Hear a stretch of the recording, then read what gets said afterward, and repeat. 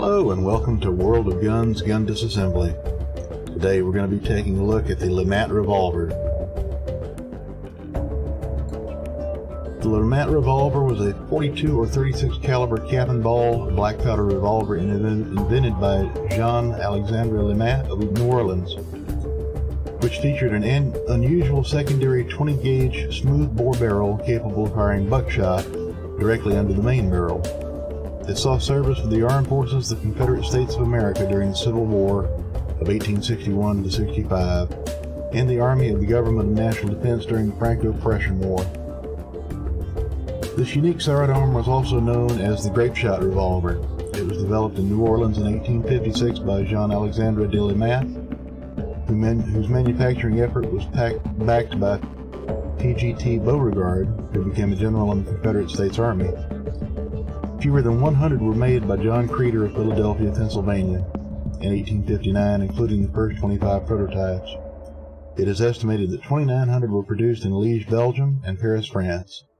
The European-made pistols were shipped through Birmingham, England, where they were proof-marked. Approximately 900 revolvers were shipped to the Confederate States Army and 600 to the Confederate States Navy through Bermuda to avoid the Union naval blockade. The distinguishing characteristic of LeMat's revolver is that its 9-shot cylinder revolves around a separate central barrel of larger caliber than the calibers in the cylinder proper. The central barrel is smooth bore and can function as a short barrel shotgun, hence the name the Great Shot Revolver, with the shooter selecting whether to fire from the cylinder or from the smooth bore barrel by flipping a lever on the end of the hammer. Flipping the lever up caused the movable striker to fall upon the primer set directly under the hammer, discharging the lower barrel, while leaving it in the standard position would fire the chambers in the cylinder, much like any other revolver. LeMat originally chambered the pistol with 40 caliber or 42 caliber revolver bullets with a 60 caliber or 20 gauge smooth bore barrel, and had a jointed ramrod mounted on the right hand side of the frame, which was used to load both barrels. Later, during the American Civil War, a lighter 35 caliber pistol with a 55 caliber or 28 gauge smooth bore barrel was produced, but as these were non-standard ammunition sizes, 36 or 44 caliber being the most common for contemporary revolvers at the time, LeMat owners had to cast their own bullets, as opposed to being issued from the general military stores. The final models of the LeMat were produced in 36 and 44 caliber in response to these criticisms, but too few of them managed to get past the Union blockade of the South during the Civil War to be of any real use. The Pieta Company of Italy has manufactured minor reproductions of the LeMat revolver since 1985.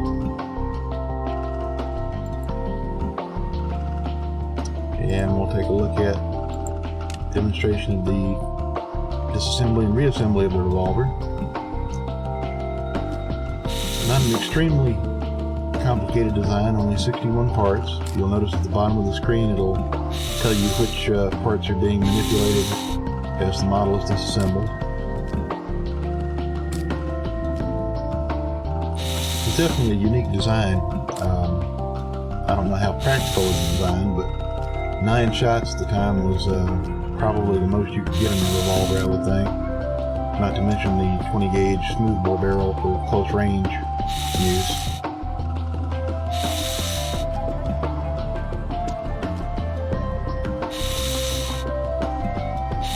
Carrying a pair of these would afford you 20 shots before having to reload, which was quite unheard of during the time.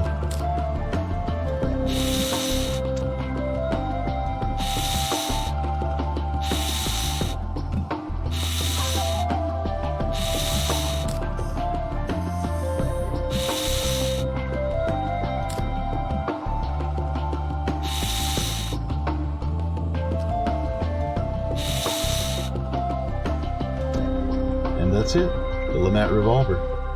Now for the reassembly.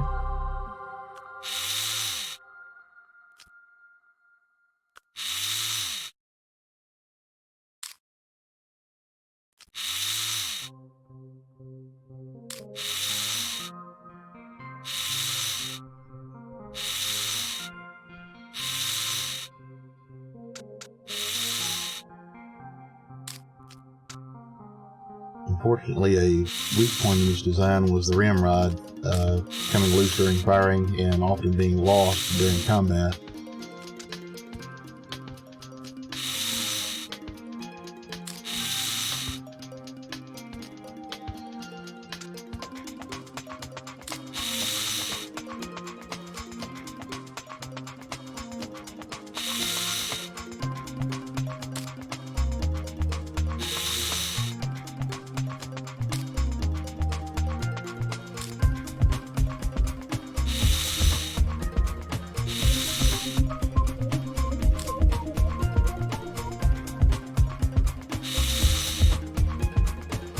And that's it, reassembly of the LeMat Revolver.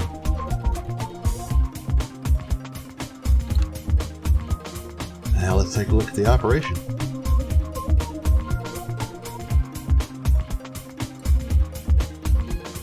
So being a black powder revolver, you'll see that it's got percussion caps here on the ends. These would be for the charges inside the cylinder. This percussion cap here is for the smoothbore shotgun barrel under the bottom. You have 9 rounds of ammunition here, and the shotgun powder and charge here in the lower barrel.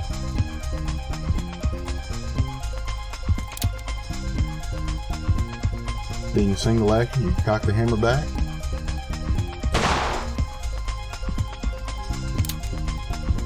each time you wanted to fire the weapon.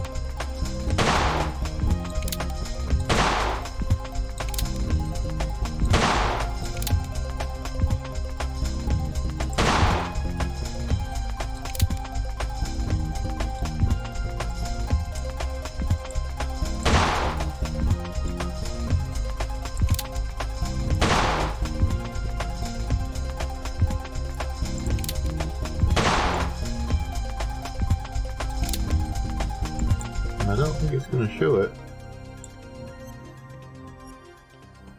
but you'd have to flip this up to discharge the final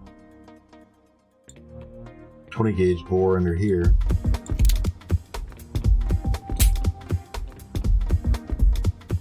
So to reload, you would take off all the percussion caps for the powder charge and load the ball one at a time for all 9 cylinders. Powder, wad, and ball.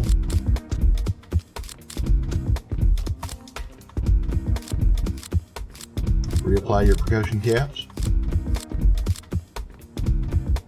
And of course you'd have to do the same here for the 20 gauge barrel if you wanted to load it. But that's it, the LeMat Revolver. An amazing design, a unique piece of history.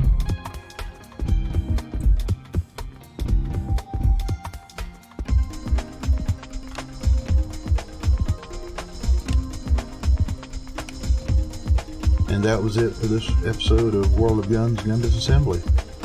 Please like and subscribe. Thank you for watching, and I hope you're looking forward to the next episode.